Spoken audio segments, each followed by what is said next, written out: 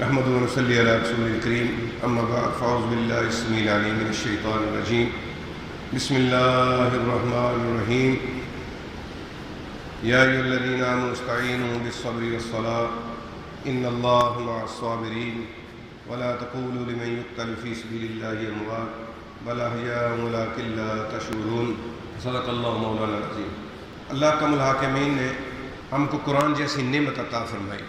یہ بہت بڑی ہدایت کی کتاب ہے اور بہت بڑی نعمت ہے۔ جو لوگ اس پر چلتے ہیں وہ یقیناً دنیا اور آخرت کے اندر کامیابیوں کے راستے پر ہوتے ہیں۔ اللہ کم الحاکمین نے یہاں یہ فرمایا کہ جو قتل ہو جاتے ہیں، شہید ہو جاتے ہیں، اللہ کے راستے میں مارے جاتے ہیں، اللہ کہتا ہے وہ میرے پاس زندہ ہے۔ یہاں بڑا نقطہ آتا ہے کہ لوگ یہ سمجھتے ہیں کہ وہ زندہ ہیں، قبروں کے اندر زندہ ہیں، جبکہ ایسا نہیں ہے۔ اللہ کہتا ہے وہ زندہ ہے میرے پاس۔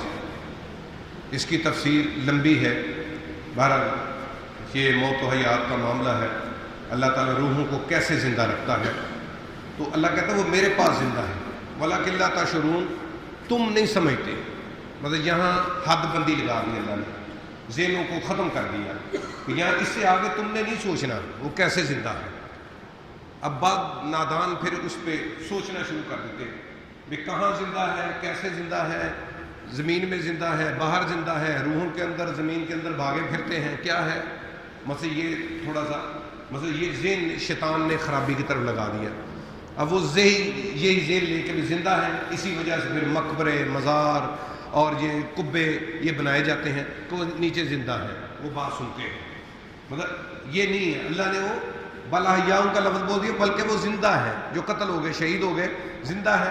وَلَكِنْ لَا تَشْعُرُونَ، اللہ نے بات کو ساتھ ہی پلٹا دیا۔ یہ حکمت کی بات ہے، بڑی دانائی کی بڑی گہری بات ہے۔ اب انسان یہاں کھڑا ہو جائے تو وہ اس کے لیے تو بہترین راستہ ہے۔ اگر وہ اپنی سوچ آگے لے کے جائے گا تو شیطان اس کو گمراہ کر لے گا، اور اسی گمراہی کا نتیجہ ہے کہ آج بہت سارے مومن مسلمان جو ہے نا وہ گمراہ ہو چکے ہیں۔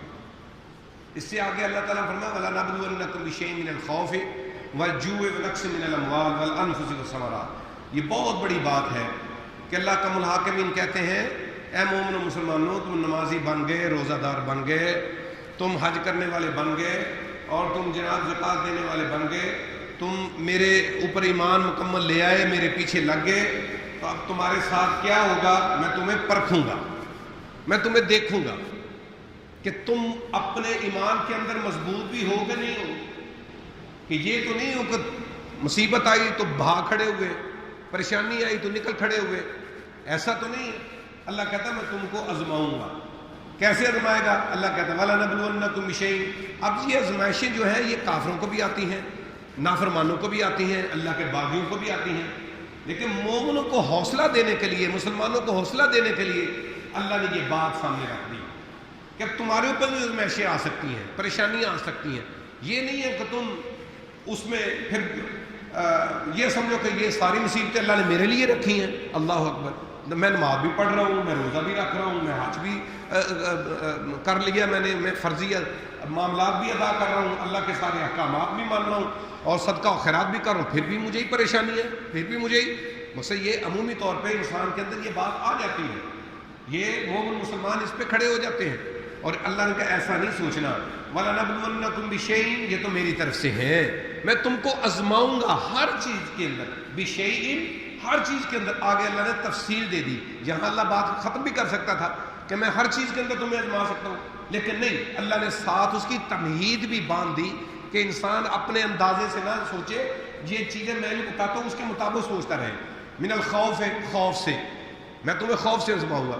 اب دیکھو اللہ نے خوف، آج صحابہ کرام کو اس وقت خوف ہوتا تھا، کفار سارے لشکر دائیں بائیں سے چڑھے ہوتے تھے، اور پتہ نہیں ہوتا تھا کہ کس وقت کفار کا لشکر کہیں سے آ جائے، ادھر یہودیوں کا خطرہ، ادھر عیسائیوں کا خطرہ، ادھر جناب مشرکین کا، مکے والوں کا خطرہ، ادھر سے اندر سے منافقین کا خطرہ، چاروں طرف سے ان کو خوف ہی ہوتا تھا۔ اور اللہ نے قرآن مجید کے اندر فرما بھی دیا کہ ایسا تھا کہ تم ایسے گھبراتے تھے، ایسے ڈرتے تھے کہ جیسے تمہیں کو اٹھا کے لے جائے گا۔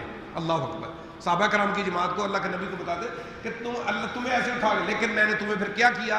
میں نے تمہیں خوف کے بعد امن دیا، خوف کے بعد امن دیا، کس وجہ سے؟ کہ تم ڈٹ گئے میرے ساتھ ایمان کے اوپر، میرے ساتھ ایمان کے اوپر ڈٹ گئے، پھر میں تمہیں امن کے، خوف کے بعد امن دے دیا۔ ایسے اللہ کہتا ہے خوف ہے، میں تم کو خوف میں ڈالوں گا۔ جیسے آج کل دیکھو کتنا خوف ڈلا ہوا ہے، اب اوپر سے کرونا وائرس ایک بیماری کا خوف ہے، اوپر سے ہمارے قانون کا خوف ہے کہ کہیں ہمیں کمی کوتاہی نہ رہ جائے، تو اس خوف کی وجہ سے ہم پریشان رہتے ہیں، اور پریشانیوں کے اندر کے آ کے لڑائی جھگڑے بھی ہو رہے ہیں، مسائل بھی بڑھ رہے ہیں، ساری چیزیں، مطلب یہ ایک خوف ہوتا ہے، اللہ تعالیٰ ڈالتا ہے، لیکن اس کے اندر آزمائش میں پورا اترنا پڑے گا۔ یہ خوف جو بھی ہے، خوف کے اندر معاملات کو دیکھنا، اللہ کہتا ہے میں خوف ہے والجوع، میں بھوک کا بھی تمہیں معاملہ کر سکتا ہوں کہ تم بھوکے رہو گے، کھانے کو کبھی ملا کبھی نہیں ملا، یہ نہیں کہ نہیں ملا تو تم ڈاکہ ڈالنے کے لیے بھاگ کھڑے ہو، نہیں ملا تو تم دھوکہ دہی کے لیے نکل کھڑے ہوئے، نہیں ملا تمہیں کھانے کے لیے تم کسی کا چرانے کے لیے کھڑے ہو گئے۔ ایسا نہیں کرنا، صبر کرنا ہے، انتظار کرنا ہے۔ اور صحابہ کرام انتظار کرتے تھے، اللہ کے نبی کو بھوک لگی گھر سے نکل آئے، ادھر سے حضرت ابوبکر صدیق کو بھوک لگی گھر سے نکل آئے، ادھر حضرت عمر کو بھوک لگی گھر سے نکل آئے۔ اب تینوں نکل رہے، پوچھ رہے ایک دوسرے کو، اللہ کے نبی آپ کیوں نکلے باہر؟ کہا بھوک نے ستایا تھا، باہر نکل آیا۔ اللہ اکبر۔ عمر تو کیوں نکلا؟ رضی اللہ تعالیٰ، بھوک نے ستایا، باہر نکل آیا۔ ابوبکر تم کیوں نکلے باہر؟ بھوک نے ستایا، باہر نکلا۔ چلو، اللہ کے نبی نے فرمایا ہم تینوں بھوک سے ہیں تو چلتے کسی گھر میں چلتے۔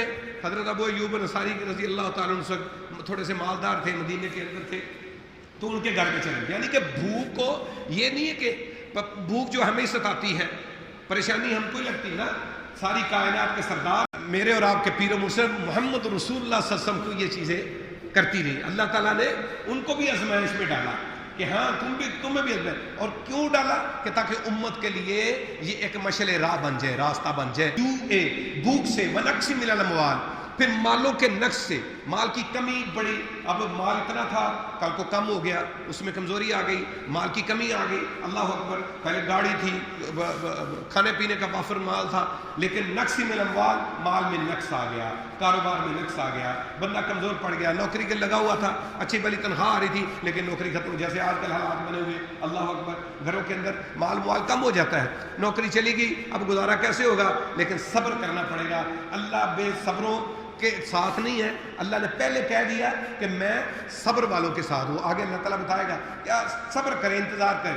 ونقص من الاموال، مالوں کے اندر کمی، والانفس والثمرات، اللہ کہتا ہے پھر جانوں کی بخار چڑھا کے، پریشانی ڈال کے، مصیبت تکلیف دے کے، ایکسیڈنٹ کروا کے، کوئی نہ کوئی نقصان جسم کا، نفس جان کا نقصان کر کے، اللہ کہتا ہے وہ بھی آزماؤں گا، میں دیکھوں گا۔ یہ نہیں ہے کہ تو بخار چڑھ گیا، تو ٹونے ٹوٹ کے کروانے کے لیے کسی اور کے پاس چلا گیا، یا طویل کنڈے کروانے کے لیے چلا، اللہ کو چھوڑ کر اور راستہ اختیار کر دیا، ٹانگ ٹوٹ گئی کسی اور کے پاس چلا گیا، اللہ کا راستہ چھوڑ دیا، تو باغی ہو گیا نمازوں سے، اللہ سے، ایسا نہیں ہے۔ نفس، اللہ کہتا ہے والانفس، میں تیری جان کا بھی، تجھے بیمار کر کے، بخار چڑھا کے، تجھے بیماری لگا کے، اللہ اکبر، میں تمہیں آزماؤں گا تو کیا کرتا ہے۔ والثمرات، اور پھلوں سے، گزرتا تھا، گاڑی تھی، موٹر سائیکل تھی، پیسے جیب میں ہوتے تھے، پھل خرید لیتا تھا، لیکن پھر وہ وقت آیا کہ تو پھلوں کو دیکھتا ہوا گھر آ جاتا ہے، بچے دیکھتے ہیں تیری طرف کہ پھل لے کے آج ابو کچھ لے کے نہیں آئے، تو مال پھلوں کی کمی ہو گئی۔ اس کے ساتھ ساتھ کیا ہوا؟ باغ لگایا تھا لیکن یہ پھل نہ آیا، کمی آ گئی۔ زمین سراب کی تھی، زمین کو بویا تھا، لیکن اس کے اندر اناج اتنا نہیں ہوا۔ اللہ کہتا ہے یہ بھی میں ایسی کمیاں بھی دوں گا۔ ایک دفعہ 40 من مل گیا تھا، اب 25 من ملا ہے، ایک دفعہ 25 من ملا تھا، 15 من ملا ہے، یہ بھی کمی اللہ کہتا ہے اس کے اندر تفسیر ہے۔ والثمرات، اللہ کہتا ہے یہ ساری بھوک سے، مال سے، تمہاری جانوں سے بیماریاں دے کے، اور مالوں کی کمی کی وجہ سے، اور تمہارے اناج کی کمی کر کے، اللہ کہتا ہے میں تم کو آزماؤں گا۔ ہاں، یہ آزمائش کن پر؟ وہ کامیاب کون لوگ ہوئیں گے؟ وبشر الصابرین، اللہ کہتا ہے خوشخبری دے دو اے محمد صلی اللہ علیہ وسلم، ان لوگوں کو خوشخبری دے دو جو ہر چیز کے اوپر کہے شکر الحمدللہ، شکر الحمدللہ، اللہ کا لاکھ لاکھ شکر ہے، یہ بھی نہ دیتا، یہ بھی نہ کرتا تو کوئی بات نہیں تھی، جان بھی اسی کی، مال بھی اسی کا، معاملات بھی اس کی سارے. اگر نہ کرتا تو میں کیا کر سکتا تھا؟ یہ بھی اس نے کر دیا شکر، باقی بھی بچا لیا. یہ بھی اللہ کا شکر ہے. شکر کر لے گا اللہ ہوگا. آج کل کے دور کے اندر بھی یہ حالات ایسے ہی چل رہے ہیں. اللہ کا الحاکمین انسان کو تلک الایام نداولها بین الناس، دن پھر پھر کے لاتا ہے اللہ. کبھی زیادتی ہو جاتی ہے مالوں میں، معاملات میں، چیزوں میں، صحت میں، اور کبھی کمی آ جاتی ہے. اللہ کہتا ہے دونوں انداز میں تمہارے ساتھ رکھتا ہوں، اور اس میں سے ایمان والوں کو تلاش کرتا ہوں، ڈھونڈتا ہوں کہ ایمان والے کون سے ہیں اور بے ایمان کون سے ہیں. کہ ذرا سی مصیبت آئی تلملا گئے، پریشان ہو گئے اور ادھر ادھر بھاگے. اور میں تو الحمدللہ کچھ دیکھا ہے معاملہ ان حالات کے اندر. حقیقت کے اندر نمازی بندہ جو ہوتا ہے نمازی، اور اللہ نے اس کو ویسے صبر دیا ہوتا ہے، وہ بے صبرہ ہوتا ہی نہیں. جو جتنے بھی یقین کرو میں نے دیکھے ہیں بے صبرے، وہ سارے بے نماز.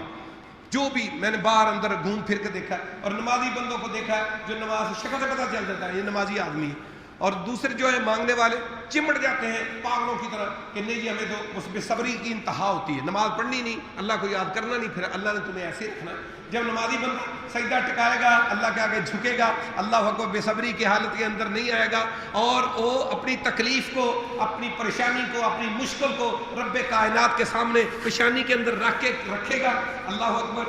تو اللہ کا الحاکم اس کے لیے کوئی نہ کوئی اسباب ضرور پیدا کر دے گا. وہ مسبب الاسباب ہے، وہ کوئی نہ کوئی راستہ اس کے لیے ضرور نکالے گا. اللہ یہی تو کہتا ہے مجھے میرے آگے جھکو گے، مجھ سے مانگو گے، میں تم کو دوں گا. اللہ اکبر. الذین اذا اصابتهم مصیبہ قالوا انا للہ. کوئی بھی تکلیف ذرے سے لے کر پہاڑ تک، اللہ کا الحاکمین نے کہا اے مومنو مسلمانوں، تمہیں پریشانی آ جائے، مصیبت آ جائے، مشکل آ جائے، ذرے سے لے کر پہاڑ تک، کوئی بھی بڑی سے بڑی، یعنی کہ ہلکا سا چوٹ لگی ہے، سوئی چبھ گئی یا کانٹا لگ گیا، اور ساتھ یا کوئی قتل ہو گیا، شہید ہو گیا، تمہارا بھائی بہن رشتہ دار کوئی بھی، اللہ وہاں تم نے کیا کہنا ہے؟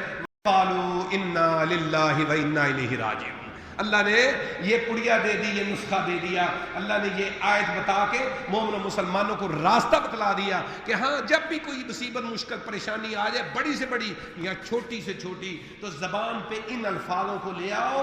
اللہ کا الحاکمین کہتے ہیں فوری میں تمہاری طرف رجوع کروں گا اور تمہیں ان مشکلوں، مصیبتوں، پریشانیوں سے نکال کر تمہیں راحت والے راستوں پر چلا دوں گا. اور اس کی بھی مثالیں بہت زیادہ ہیں، لیکن ایک موٹی سی چیز اس کو لازمی یاد کر لو. حقیقت بات ہے، میں نے، اللہ جانتا ہے، میں نے خود تجربہ کیا ہے. کوئی بھی چھوٹی جو تقدیر شر اور خیر کے اوپر انسان کو ایمان لانا پڑے گا. جو اللہ نے لکھ دیا وہ ہوگا، لیکن اس کے اندر اللہ تخفیف کر دیتا ہے، کمی کر دیتا ہے. ایکسیڈنٹ ہونا تھا، اللہ تعالیٰ کوئی تمہارا ہلکا سا نقصان، جسم کے اوپر خراش لے کے آ جائے گا، ٹانگ نہیں ٹوٹے گی. ہاں کوئی بڑا نقصان ہونا تھا، چھوٹا سا گھر کے اندر گلاس ٹوٹ جائے گا یا کوئی پلیٹ ٹوٹ جائے گی، اللہ تمہیں بڑے نقصان سے بچا دے گا. اس پر تم نے انا للہ و انا الیہ راجعون کہہ دیا. اللہ کہتا اب بندے نے مجھ کو یاد کر لیا، میں نے اس کو یاد. اللہ کو جب انسان یاد کرتا ہے، اللہ اس کے لیے متبادل اس سے بہتر راستہ بنا دیتا ہے. یہ حدیثوں کے اندر اس کی تفصیل بہت زیادہ ہے. کبھی تجربہ کر کے دیکھنا، انشاءاللہ اللہ تمہیں اس تجربات کے ساتھ ایمان رکھ کے، اللہ کے اوپر ایمان رکھ کے، یہ نہیں اللہ کو آزمانا نہیں ہے، ایمان رکھ کے نہیں، اللہ تو کرتا ہے، حسن ظن رکھ کے. اللہ کہتا ہے میں اپنے بندے کے ظن کے ساتھ ہوں، حسن کے ساتھ کہ میرے ساتھ وہ ایسا گمان رکھے کہ نہیں اللہ نہیں کرنا ہے، میں نے کچھ نہیں کرنا، فلانے نے کچھ نہیں کرنا، نہ ماں نے، باپ نے کچھ نہیں، صرف اللہ کی ذات نے کرنا. جب یہ حسن ظن رکھے گا، اللہ کہہ رہا ہے میں اس کے لیے معاملات سیدھے کر دوں. اولئک علیہم صلوات من ربی الرحمہ. اللہ کہتا ہے ایسے لوگ جو ہر وقت مجھے یاد رکھتے ہیں، ہر مصیبت میں، ہر آسودگی میں، آسانی میں بھی، مشکل میں بھی، جو مجھ کو یاد رکھتے ہیں، اللہ کہتا ہے پھر میں ان کے اوپر رحمتوں کی بارش برساتا ہوں. علیہم رحمہ.